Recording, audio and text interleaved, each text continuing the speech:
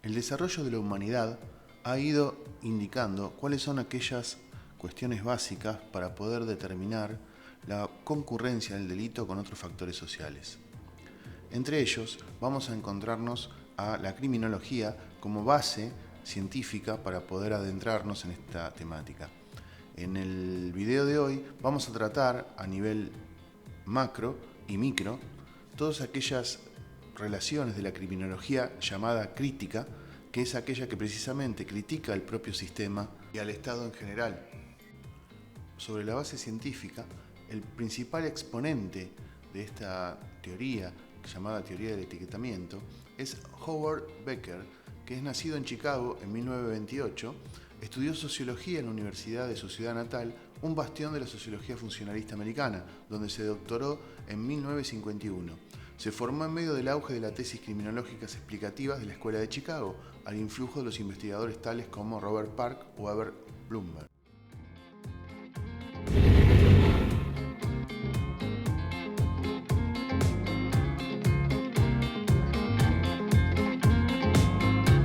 Hasta ahora estuvimos viendo un montón de distintas escuelas que van hablando respecto de las distintas teorías de la criminología y su búsqueda en el tratamiento del delito y del delincuente. ¿Qué sucede? Estas escuelas tenían discusiones internas y se iban superponiendo unas con otras, referidas a cada una en un marco teórico en donde se desarrollaba. Si bien es cierto que podemos ver que estas escuelas son anti o a favor, justificantes o críticas del poder establecido de turno, siempre la discusión se daba dentro de un marco. Ese marco es el paradigma donde se desarrollan las teorías distintas. ¿Qué pasa? A partir de esta nueva escuela, que pertenece a la criminología crítica y que deriva de la escuela sociológica, que es el Labeling Approach o la teoría del etiquetamiento, inicia una ruptura del paradigma. Nos va a complejizar ahora el entendimiento. ¿Por qué? Porque la criminología empieza a ingresar a alguien más dentro de la ecuación. Teníamos hasta ahora sobre si el delincuente era su libre albedrío, si tenía una enfermedad, si era un producto de la sociedad, pero ahora nos vamos a encontrar con un nuevo actor que no estaba visto anteriormente, que es el Estado.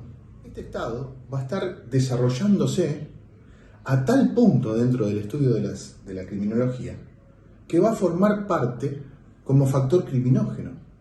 O sea, ¿el Estado me va a generar el delito? ¿Eso me quiere decir la teoría? Bueno, de alguna manera me denuncia algo de esto. ¿Dónde vamos a tener el basamento de esta teoría? En principio, en las escuelas sociológicas. Si bien la teoría finalmente no termina de ser sociológica y se convierte en una verdadera teoría crítica y criminológica, se va a basar en dos estructuras fundamentales de la sociología. Una de ellas es la etnometodología y otra de ellas es el interaccionismo simbólico. La etnometodología es una corriente sociológica surgida en los años 60 a través de los trabajos de Harold Garfinkel. Aparece como una ruptura de las ideas del estructural funcionalismo de Talcott Parsons, ya lo habíamos visto, las cuales, según Garfinkel, consideraban al actor como un idiota cultural que solo actuaba de acuerdo con las normas que le eran impuestas. La etnometodología se basa en el supuesto de que todos los seres humanos tienen un sentido práctico con el cual adecuan las normas de acuerdo a una racionalidad práctica que utilizan en la vida cotidiana. La etnometodología es una vertiente sociológica que arranca en los años 60 y que va a ser contradictoria o va a contradecir de alguna manera a la idea del estructural funcionalismo, donde no se trata en la sociedad de identificar cuáles son las leyes que regulan o que van a proyectar la conducta de las personas, sino que todo lo contrario, la conducta de la persona se va a adecuar a aquellas leyes y se va a producir una nueva conducta relacionada con la persona en sí. Por eso, la etnometodología es la metodología del todo, que va a coexistir y convivir dentro de la idea criminológica que deriva en el Labeling Approach o teoría del etiquetamiento, con el interaccionismo simbólico. Y acá es lo interesante de cómo fluye este interaccionismo. Si bien en la etnometodología tenemos la idea de que la persona es el centro de atención y sobre la cual se va a desarrollar su conducta, y esa conducta puede generar una desviación de tal magnitud que genere un delincuente, El interaccionismo simbólico nos va a explicar cómo funciona esta etnometodología dentro de las interacciones sociales. El interaccionismo simbólico es una de las corrientes de pensamiento sociológico, microsociológico, relacionado también con la antropología y la psicología social. Se basa en la comprensión de la sociedad a través de la comunicación y que ha influido enormemente en los estudios sobre medios. El interaccionismo simbólico se sitúa dentro del paradigma interpretativo. Este analiza el sentido de la acción social desde la perspectiva de los participantes. Este paradigma concibe a la comunicación como una producción de sentido dentro de un universo simbólico. Para que quede un poquito claro, lo vamos a mirar con un ejemplo. It's been an hour already. I'm out of here, people. Hasn't been an hour. Yeah, it has. Hi. Sorry I kept you waiting. Good. Good. Good. Okay, well. Can you strip naked and put on your hospital gown as quick as you can? Dr. McKee, this is a joke. I'm not laughing. Ah, here they are. Alan. Roger. Lonnie. Scope. Sarah. JJ. Michael. Anything in a pacer? Is he going on?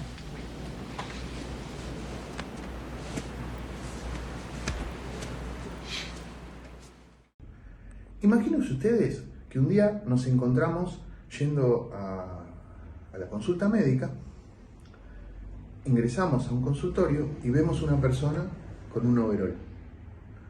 ¿Qué inmediatamente pensamos? Que es el médico. Entonces yo empiezo a desarrollar mi dolencia y le explico por qué me siento mal o lo que fuera, y de golpe el tipo se da vuelta y me dice: no, discúlpeme que me está contando esto a mí, yo soy el que limpia. La primera reacción que tiene la persona cuando le sucede algo así es de enojo. O sea, ¿cómo? ¿Por qué te pones el overol? ¿Por qué te pones el guardapolvo? Ahí es donde está la clave del interaccionismo simbólico. La sociedad va generando símbolos en un juego de roles en donde aquello que parece ser es en realidad lo que es. Para explicarlo más fácil, no podía ser otra persona el que estaba con el guardapolvo dentro de un consultorio, para mi psiquis o para mi cabeza o para mi observación. De la misma manera que si voy al mecánico me encuentro con un tipo que tiene un overol azul, y de la misma manera que si voy a la cárcel me voy a encontrar, y acá esto es para que lo entendamos de una forma un poco más graciosa, con el típico traje a rayas y el hombre con el antifaz. ¿De dónde surge todo eso? Todo eso surge de la construcción mental, de la construcción social respecto del rol que se le asigna y que se espera de esa persona sobre la cual estamos observando. Entonces, esta teoría del etiquetamiento o del labeling approach nos va a poner en un pie de denuncia cómo se conduce el Estado respecto de lo que espera de ese delincuente. ¿Y cómo inicia? ¿Cómo se hace este proceso? ¿Cómo se desarrolla? Con 3 etapas claramente definidas, que ahora las vamos a explicar. Para que se entienda y aclarando, en un resumen inicial, vamos a tener 3 etapas fundamentales en esta criminología crítica. La primera de ellas es la criminalización primaria, donde el operador que se va a observar es el creador de la norma, el legislador. Una segunda etapa que se llama criminalización secundaria, que lo que se va a observar ahí es todas aquellas fuerzas de seguridad sumados a el poder judicial y además el poder o todo lo que tiene que ver con la prisionerización, ¿no? Dentro del poder judicial también, pero a través de la cárcel. Y finalmente la tercera etapa, que se le dice la de asunción de la etiqueta, que va a ser donde esta persona que ha sido sometida a este proceso va a recibir y aceptar esa etiqueta para sí mismo. Estas 3 etapas de esta teoría me van a servir para, como dije, denunciar un sistema en el cual el delincuente se ve captado y va a asumir el rol. Vamos a explicarlo en forma detallada. La primera etapa es la criminalización primaria. La criminalización primaria inicia con el primer estado en donde este sistema complejo y completo se desarrolla. La primera acción que se lleva a cabo respecto de la creación del delito está relacionada con el generador de la fuente de este delito. Nada es delito hasta tanto haya algo que diga que lo es. Obviamente que inmediatamente nosotros pensamos en la ley como factor inicial. ¿Por qué? Porque, como dije, si no está signado, si no está escrito positivamente, el derecho penal dice que no existe el delito. Por lo tanto, va a haber alguien que va a hacer esa escritura del delito, y ahí es donde empieza la criminalización primaria.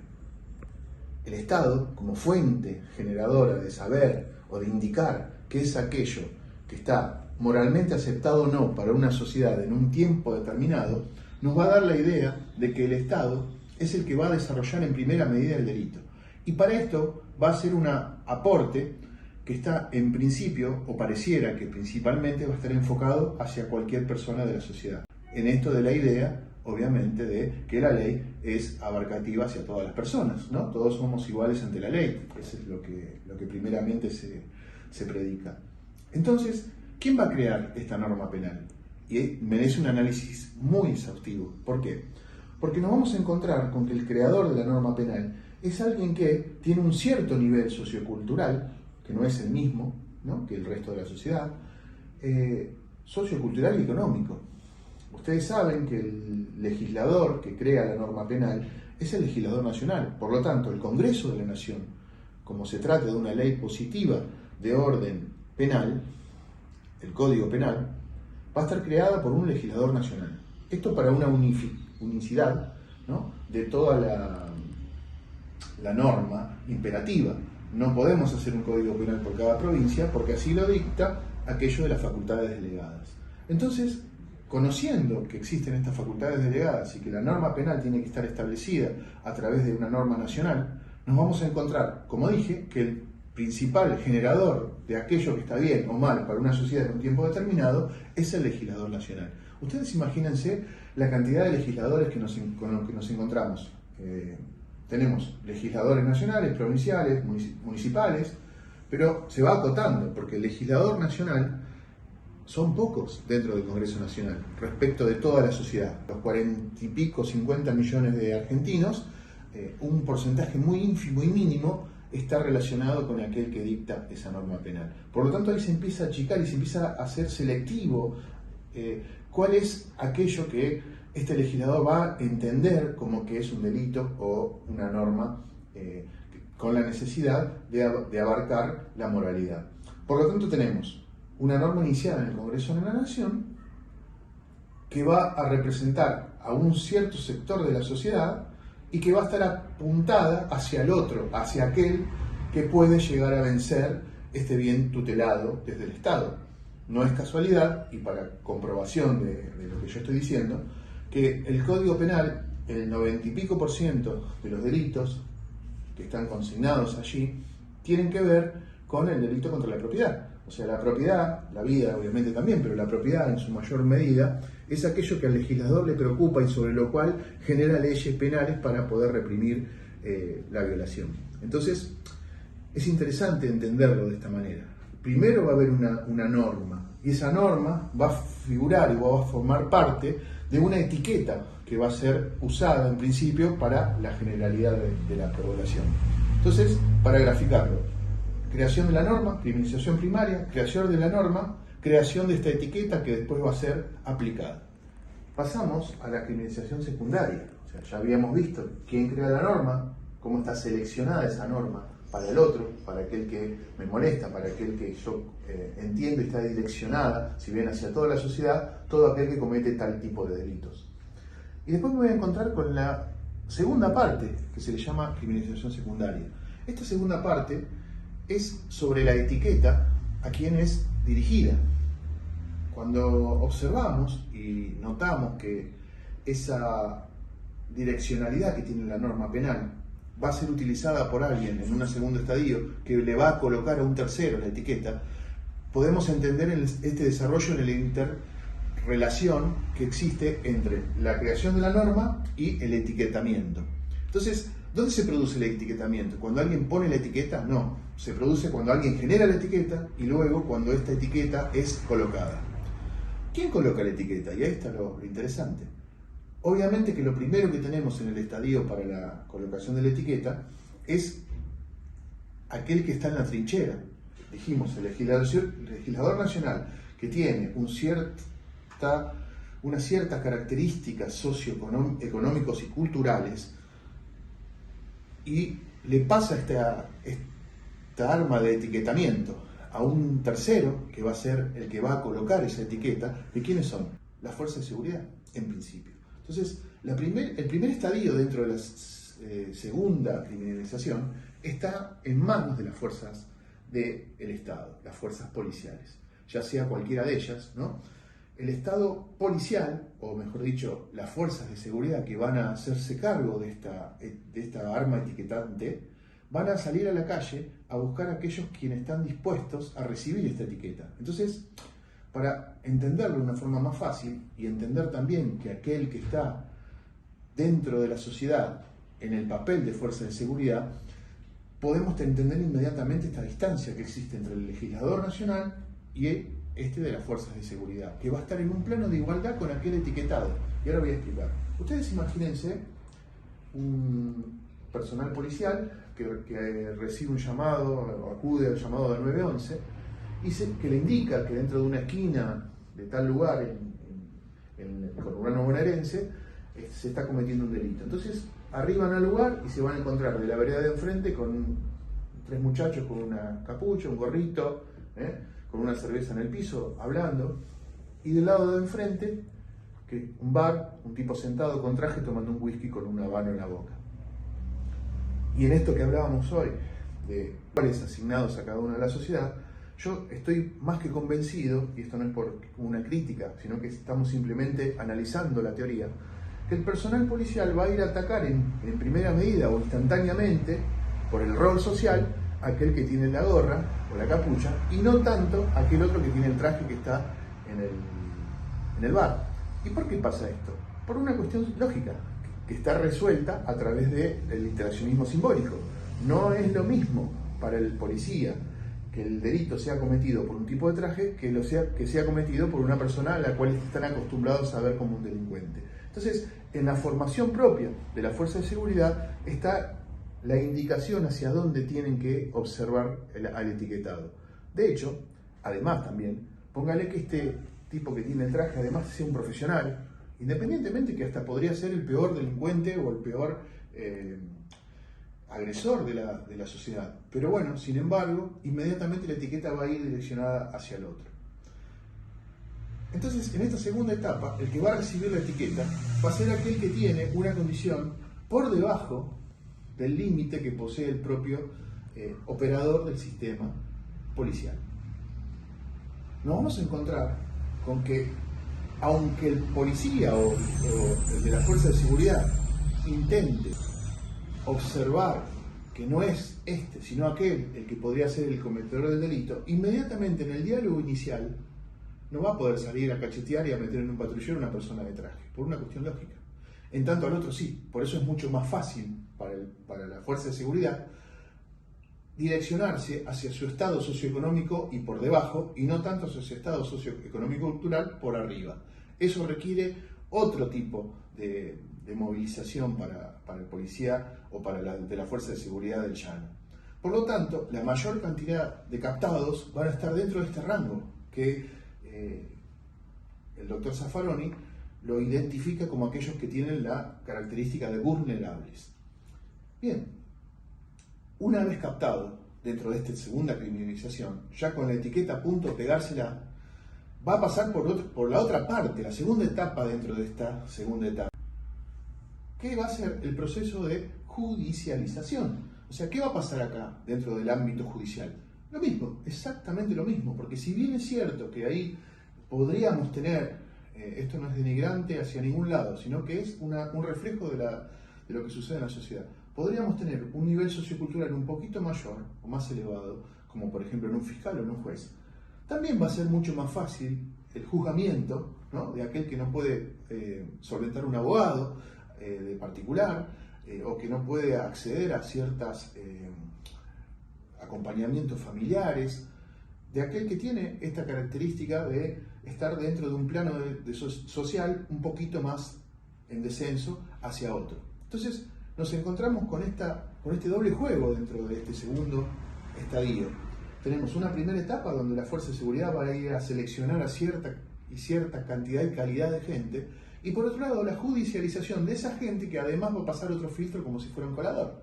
en donde el sistema judicial le va a generar más adverso enjuiciar y condenar a una persona vulnerable que a otro que pueda tener un recurso mejor.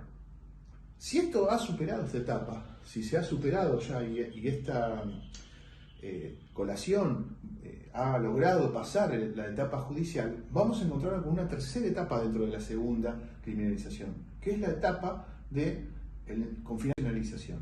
Entonces, ¿qué nos vamos a encontrar? Nos vamos a encontrar con lo mismo, con un sistema perverso dentro de lo que es la cárcel, en donde se le va a reasignar una socialización a aquel que ha pasado y ha llegado a ese lugar, donde se le va a quitar su nombre, se lo va a apodar distinto. Esto, si ustedes quieren o alguno quiere profundizar, lo explica muy bien un autor que se llama Goffman en su libro Institución Totalizante.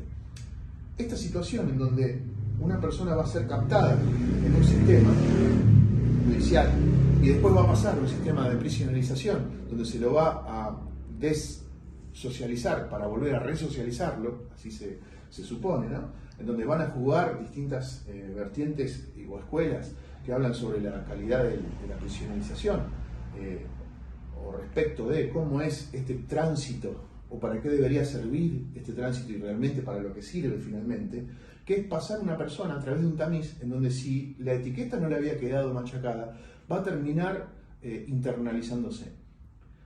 Una vez que esa persona que ha sido captado por una etiqueta que ha sido fabricada, que ha sido colocado en su frente y ha sido machacado dentro del sistema de prisionerización, va a pasar a la tercera etapa de la criminalización, que es la más dolorosa. ¿Por qué? Porque es esa etapa en donde el delincuente va a asumir ese rol, va a asumir esa etiqueta y claro, va a ser captada en un sistema judicial y después va a pasar a un sistema de prisionerización donde se lo va a desocializar para volver a resocializarlo, así se supone, ¿no? En donde van a jugar distintas vertientes o escuelas que hablan sobre la calidad de la prisionerización o respecto de cómo es este tránsito o para qué debería servir este tránsito y realmente para lo que sirve finalmente, que es pasar una persona a través de un tamiz en donde si la etiqueta no le había quedado machacada, va a terminar internalizándose.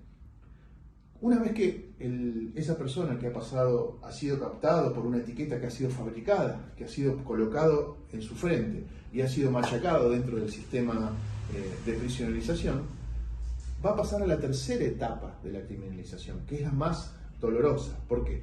Porque es esa etapa en donde el delincuente va a asumir ese rol, va a asumir esa etiqueta. Y claro, si la hicieron para mí, si me la pegaron en la frente y si me pusieron en un lugar donde voy a convivir con otros que tienen una etiqueta similar o la misma, voy a terminar asumiendo ese rol, voy a interpretar que para mi vida solamente puede existir esa etiqueta. Entonces, ahí vamos a darnos cuenta que para una persona que ha pasado por todo ese proceso y tiene la característica, como decíamos hoy, de vulnerabilidad, no va a poder salir de ese encierro. Por eso, tanta reincidencia. Y como decíamos, volvemos a caer en este desarrollo que me denuncia la teoría. Tenemos una primera etapa de la creación de la etiqueta, ya dijimos cuáles son sus características y a quién afecta. Tenemos una segunda etapa en donde esa etiqueta va a ser colocada en un cierto sector de la población o del ciudadano. Y finalmente, todo eso que ha recopilado estas dos etapas se van a transmitir en una fundamental, que es la última, en donde esta persona va a asumir esa etiqueta. ¿Por qué decimos asumir? Porque es algo interesante. Si ustedes notan o pueden ver dentro del desarrollo de lo que es empíricamente los resultados que han dado los estudios sociales respecto de las personas con prisionerización, se van a dar cuenta que un alto porcentaje, por lo menos en Argentina sobre todo, es muy común en toda Latinoamérica, un alto porcentaje de los internados o prisionerizados o que pasaron por este tránsito de la prisión, vuelven a reincidir, y vuelven a reincidir por esta cualidad. ¿Y quiénes son los que no reinciden? Y ahí es donde está la clave que tenemos que analizar y entender para los futuros estudios criminológicos, ¿no? Hoy no venimos a dar ninguna solución, sino simplemente, como decíamos, esta teoría, y ahora vamos a ver sus críticas, está establecido hacia esta denuncia. Entonces, en esta última criminalización terciaria, nos vamos a encontrar con que el delincuente va a asumir ese rol. va a asumir este símbolo sobre el cual se va a desarrollar. Y va a tener aprendido todo lo que vio en la etapa anterior. ¿Quiénes son aquellos que no son alcanzados por esta última situación de etiquetamiento? Y son los que van a salvarse quizás, o tienen más posibilidad de poder despegar de esta situación de etiquetante. Son aquellos que o tienen algún lugar donde referirse o de referencia, como por ejemplo una familia que los contiene, o inclusive hasta alguna religión que los aparta, ¿no? Que quizás le saca una etiqueta y le pone otra, pero eso es otro tema a investigar. Y aquellos que no son alcanzados por la etiqueta, como pasa por ejemplo también con los represores de lesa humanidad, que ustedes si van a verlos a la prisión se van a encontrar con que son diferentes a los demás, porque tienen todo ordenadito, porque le dan, parece como que hicieron su lugar a un lugar donde en la población general de la prisión no estaría haciendo lo mismo. Acá vemos claramente la fuerza que tiene la situación de vulnerabilidad para poder modificar esa socialización anterior a esta nueva. Se dice también que esta teoría ha vencido algunos principios constitucionales o principios del derecho que están contenidos en la Constitución, pero que tienen que ver con el ordenamiento jurídico, entre ellos el principio del fin. O sea, si bien estamos hablando de que el sistema apunta o intenta resociabilizar a una persona que ha cometido el delito, y no lo logra, sino que a su vez lo perfecciona o lo conduce a no poder salir de una etiqueta, nos vamos a encontrar que esta teorización nos va a denunciar que se ha roto, se ha vencido lo que se le llama el principio del fin. El sistema ha sido creado para resociabilizar y lo que hace en realidad es no resociabilizar. Algunos dicen que esta sociabilización no puede darse porque aquel que capta no estaba sociabilizado anteriormente, entonces que vas a resociabilizar algo que no estaba socializado. Yo creo que en realidad lo que está sucediendo es que la sociedad tiene una forma de vincularse, una forma de entender este interaccionismo simbólico que está obviamente por alguna manera enfermo y que apunta a la creación del vulnerable primero y luego ese vulnerable ingresa en este sistema perverso que termina por no hacer el efecto. Por lo tanto, vence el sistema del fin. Y obviamente también vence el principio de igualdad, porque si estamos diciendo que no le damos a las personas la alternativa o están en un pie de desigualdad desde el vamos, en donde un sistema lo va a captar a uno y a otro no, estamos viendo que hay diferencias dentro de una misma sociedad con la calidad de las personas. Y esta, que no es la excepción, como toda teoría, va a tener una crítica, que le llamamos la crítica de la crítica. Es la criminología criticando la misma criminología. Pero bueno, es interesante para poder analizarla. Claro. ¿Cuál sería la crítica a esta crítica, ¿no? Si bien estamos dentro de un contexto donde estamos estudiando las diferentes escuelas, y en este caso puntual es tan importante, por eso nos tomamos el trabajo de hacerlo así con este feeling y de esta manera, para que quede en la retina de ustedes y para que podamos poder darle un entendimiento que va más allá de del propio estudio de la criminología, porque esto nos sirve para todo, nos sirve para entender un montón de otras cosas, ¿no? Teniendo este ejemplo como esta denuncia que hace la criminología, claro, en cuanto tiene que ver con el delincuente, pero también en cuanto tiene que ver con los principios sociales o los roles sociales, aunque no sean delincuentes, aquellos que estamos estudiando, nos vamos a encontrar con que esta teoría nos va a denunciar un sistema, y este sistema es el que hay que obviamente empezar a replantear. Entonces, ¿qué pasa? Tiene una crítica fundamental esta teoría.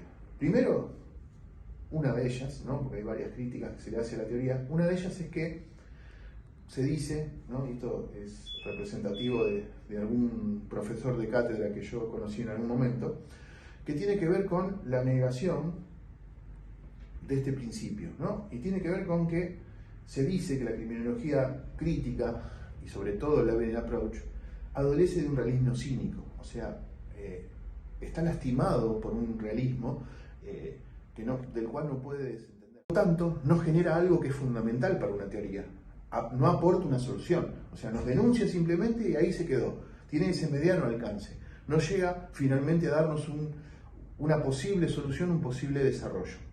Yo creo que, ahora pasando por arriba esto, ¿no? Empieza a vislumbrarse en el horizonte y sobre todo en la llamada justicia terapéutica, aquel redescubrimiento de las escuelas positivistas en una forma mucho más actualizada y obviamente fuera del contexto de la peligrosidad que puede tener la peligrosidad misma de la escuela positivista, en donde la medicina o lo terapéutico, no solo la medicina, sino todas aquellas vertientes terapéuticas involucradas en la justicia pueden llegar a contrarrestar esta crítica que se le hace a esta criminología. Entonces, Zaffaroni, por ejemplo, habla de la criminología cautelar, o sea, tratar de lograr que tengamos un abanico de protección por sobre aquellos que tienen esta cuestión. Pero bueno, se deriva en cuestiones que lamentablemente se malinterpretan o se interpretan de los medios de comunicación, que también son criminógenos. Se puede llegar a interpretar como un garantismo o algo de eso. Y sin embargo no es así, sino que está mal enfocada la teoría. Y las nuevas vertientes de la justicia, como por ejemplo la justicia terapéutica, la justicia restaurativa, nos van a indicar que hay que darle una vuelta de hoja respecto a lo duro del sistema y empezar a entender de alguna manera, no quiero decir la palabra holística, pero sí fuera de contexto, del contexto habitual del sistema, al tratamiento de esto. Obviamente que lo principal son las políticas públicas. Las políticas públicas son el factor fundamental para la resolución de esto. Pero ante no poder consignar una política pública coherente con la realidad que estamos viviendo, independientemente de la corrupción y de todo lo que vemos desde el punto de vista gubernamental, en lo estatal y en lo sistemático, la representación terapéutica o el redescubrimiento de las corrientes terapéuticas, la medicina, la psicología, la psiquiatría, nos va a dar un grave desarrollo y un claro ejemplo de cómo tenemos que abarcar estas temáticas sobre todo y principalmente la que tiene que ver con la delincuencia. El redescubrimiento de la medicina, el redescubrimiento de los científicos al alcance, se está dando ahora y está contradiciendo esta sistematización que ponemos siempre en cabeza de entender que le damos potestad al juez para aplicar equidad sobre las bases de lo que tiene, o le damos potestad a la ciencia para aplicar conocimiento científico a aquello que se está investigando. Entonces, bueno, esta disyuntiva, que pareciera que el juez está más del lado de la sociología y menos del lado de lo estrictamente técnico, es una contradicción per se, por sí misma, que tenemos que superar, y la vamos a superar en la medida de que podamos hermanar estas dos vertientes. Así que bueno, yo creo que esto da mucho para pensar, mucho para trabajar y para que tengamos una idea acabada de hasta dónde podemos lograr nuestro propio desarrollo intelectual basado en las ciencias criminales.